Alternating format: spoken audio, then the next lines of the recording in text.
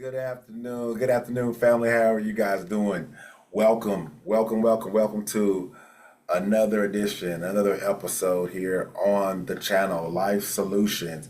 Today's question is, what is Movember? What is Movember? Right. And so Movember has become a very important topic of conversation for men. And so today we're going to answer the question: what is Movember, and what does it mean to you?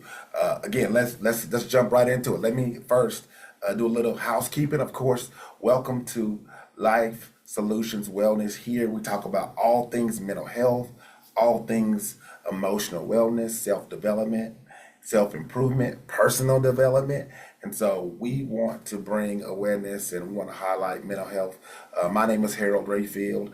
I am a licensed professional counselor and therapist, and I have been working with people, working with human beings, helping and supporting people for the last 20 years of my career. And so I'm very passionate and excited about this opportunity. So here we are again. And so thank you for being here. Don't forget to like, subscribe, do the notifications things for this channel. We want to bring you the information on a weekly basis, and so we want you to be here, be present, show up, and be counted for, because your attendance is important, and we want to make sure that we are spreading the news and increasing the awareness and the understanding about how important mental health is. So we're here now. So let's jump right into it. Movember. What is Movember? Movember is now a very important awareness month for men's health, right? So Movember, we want to bring awareness and understanding to men's health, specifically men's mental health, which includes suicide, emotional wellness, also men's physical health in terms of prostate cancer, testicular cancer, right? So it's the physical and the mental aspects that we want to deal with, right? And so Movember is important. We want to address men and suicide.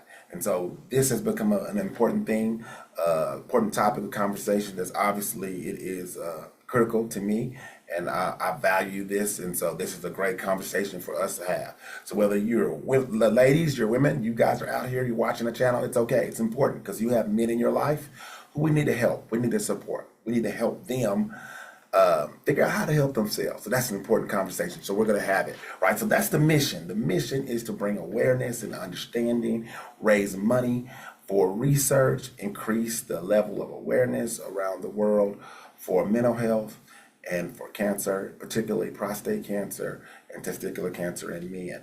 Today, we're just going to address the mental health component of it, right? So what we know about mental health and men, it is very, very important. We know, according to the numbers, 1 in 10 men are going to experience depression here in the United States. However, it's going to be oftentimes go undiagnosed, because what we realize is that men go and seek support and services for mental health at a much lower rate than women. About 10% of women actually go in and get treatment for mental health services. Men is actually just above 6% on an annual basis. For only 6% of men actually address some of the mental health issues that they have with a professional. And so that's an issue, and we need to bring more awareness and understanding to that, right?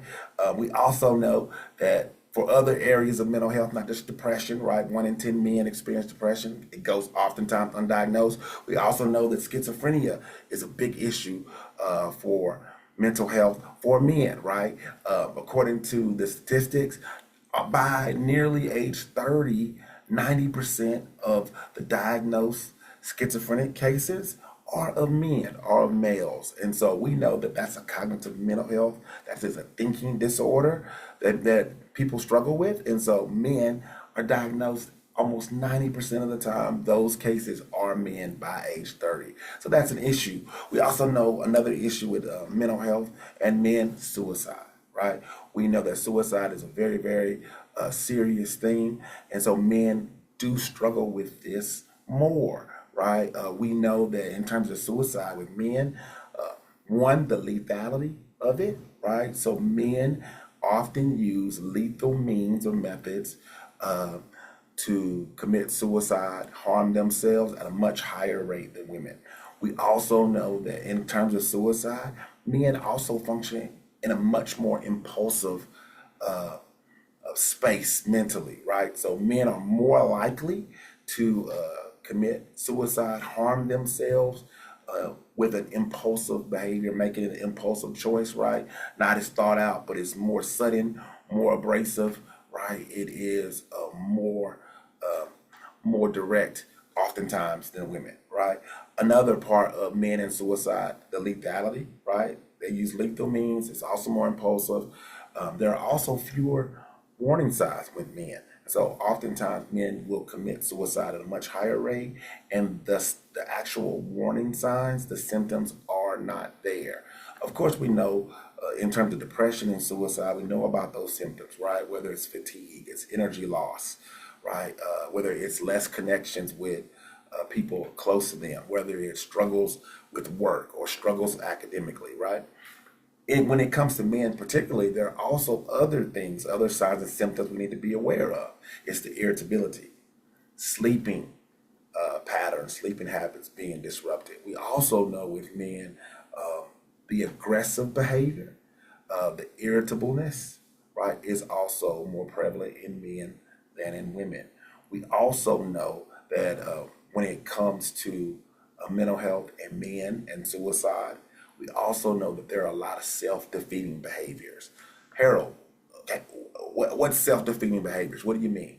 What I mean is, in terms of impulsive behaviors, poor choices, you can think in terms of aggressive behavior, violent behavior, right? You can think of other impulsive self-defeating behavior, such as criminal activity, right? We can also think of things like gambling, pornography, substance abuse. All of those fall within that category of self-defeating behavior. I'm sure there are others that you guys are aware of as well, right? So in terms of mental health and men, those are some major symptoms or signs that there could be deeper issues that we all need to be aware of, right?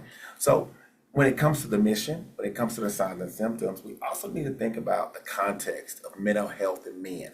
What does that mean, right? And so for our conversation, when it comes to mental health in men, we have to understand that there's a stigma around mental health and men. Men don't like to go, right? That's why Movember is just so important, because we got to bring awareness to it, bring light to the idea that we got to push our men to take care of themselves. So why is that the case? Why is mental health such a taboo for men? Well, we know about the stigma, right? We know that from a social standpoint, oftentimes society socializes young boys, young men, right, to push through, not address those issues when it comes to their mental health or their physical health, right? So those things become an issue because we believe that our culture has pushed men to work through their issues, individualize them, internalize their problems, whether it be mental or physical struggles, that they like to keep those things to themselves. That's a social issue, right? We also have characterized mental health as a sign of weakness.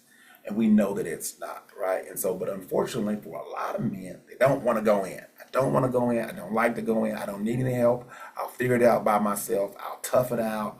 I'll work it out. There's a solution. And we know that those are all narratives that we need to pull apart. We need to address those. We need to take a step back away from the idea that mental health and caring for yourself, needing help, asking for help, that's a bad thing. Those are not, right? Oftentimes we know that men struggle with expressing themselves, right? Not that they can't communicate, or us guys that we can't communicate. Sometimes we're just not comfortable with that process. That's a social issue, right? Because sometimes we don't challenge young men. We don't challenge men in general to speak up, express themselves, right? To think, be problem solvers out loud, right? We just kind of expect men to know it. We also know that society has a lot of pressure on men, right? When you think about like in terms of dating, when it comes to success, when it comes to independence, we oftentimes push our men, our young men, to have it all figured out by 18, know what life is all about, and where they're going, what their career path is. And oftentimes that's just not the case for our young people. Our young guys don't always have it all figured out. But society, how we've socialized men, sometimes there's the pressure, right? There's this umbrella that hovers over men that they should know, they should have it all figured out. They have to have all of these things when it comes to money and career and success. and goals and dreams. And sometimes guys just don't have it figured out. And so the stigmas that come around or that kind of envelop mental health are oftentimes very difficult for men to unpack, and it becomes a thing where men tend to suffer in silence because we don't open up, we don't communicate, we haven't reinforced the narrative that it's okay to need help and want to do things, get help from a professional, right? And so those are the implications, right? Because we have these stigmas around mental health that we have to help our men through. So how do we do that? What does treatment look like? Well, treatment can look like a number of different things, but for our purposes here at Life Solutions, let's just start with just awareness. Let's do a better job of helping men be more aware of what their mental health is, right?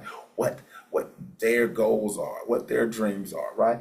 Let them know what support looks like. They don't have to do it by themselves. We as men, we don't have to do it by ourselves. It needs to be a collective effort, right? A group effort, a community effort, not just to help men, but support them through the ups and downs that come with just being a human being. So we can do better just by awareness. We also can look to treatment in terms of mental health. It also starts with just physical health, physical awareness, right? So your primary care physician, we need to get men to the doctor more. Just basic levels of health, right? Men can go years and years without taking care of themselves, without seeing a professional, without getting help. And so a basic step is just getting men to their primary care physician, their PCP. That's a great place to start for physical health, physical awareness, also for mental health, mental awareness.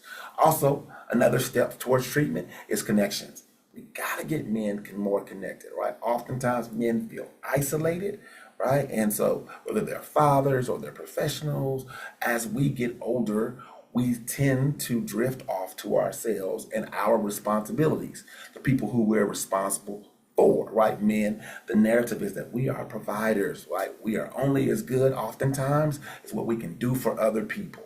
And that can be a lonely journey. And so what we want to do is pull men in, right, to these conversations, to this awareness, right, to let them know that they're not by themselves, they are not alone. We're going to work through it together, right? Another thing we can do for men in terms of their mental health, their emotional well-being, we got to get them more active, right? Studies show, research shows that as men get older, as boys go from boys to men, right? The song, right? As boys get older and go from boys to men, the men oftentimes the activity levels decrease. The older men get, the less they're more active. We know that research says that, man, activity, physical activity is great for boys, right? It's great for young boys in terms of their emotional wellness, their mental health, and also building positive relationships. Well, as boys get older, we have less activity, right? And we know that your physical health, your physical wellness is directly correlated and connected to your mental health, your emotional well-being. So we got to do a better job of being more active, right? Helping men stay connected, right? Working on their self-care. What are their hobbies? What are your hobbies? Men, what are your hobbies? What do you do for fun? What's fun to you, right? Not just what you're responsible for, or better yet, who you're responsible for, but what do you do for yourself? How do you care for your own mental health, your own well-being? So we got to do these things as far as treatment, helping men understand. And November, right, this month is a great opportunity for you and I to have these conversations with the men that we love, we care about, whether it's your fathers, your brother, your uncle, your husband, your friends, right, your sons. We got to do a better job of pulling them into the conversation and letting them know that we care about them, we love them, right? And as men, we got to do a better job of just talking with one another, making sure we're having these conversations and making sure our friends are okay. So that's what Movember is. And so hopefully this conversation, we've done a good job, or I've done a decent job of kind of just making you more aware of it and hoping that this month you can get involved, right? Whether it be an activity or whether you're growing out your mustache. Obviously, I don't have a lot of facial hair, so I can't grow the mustache, the Movember mustache, right? But hey, you can get involved. Guys, get involved. Have the conversation. Ladies, get involved. Have the conversations. participate in local activities that help bring awareness and understanding, that can help generate revenue and proceeds to help research so we can help our men do better. So this is all I got for today. I think this is a good place for us to pause. Let me know in the comments if you have any questions about Movember, you have any stories, or you have any testimonies about Movember and what it means to you. I would love to hear that, and then I will add that to this conversation as we continue to keep talking about it throughout the year about men's health, men's mental health. So thank you guys once again for your time, and you guys have a wonderful day. And if I haven't told you, I love you, and there's absolutely nothing you can do about it.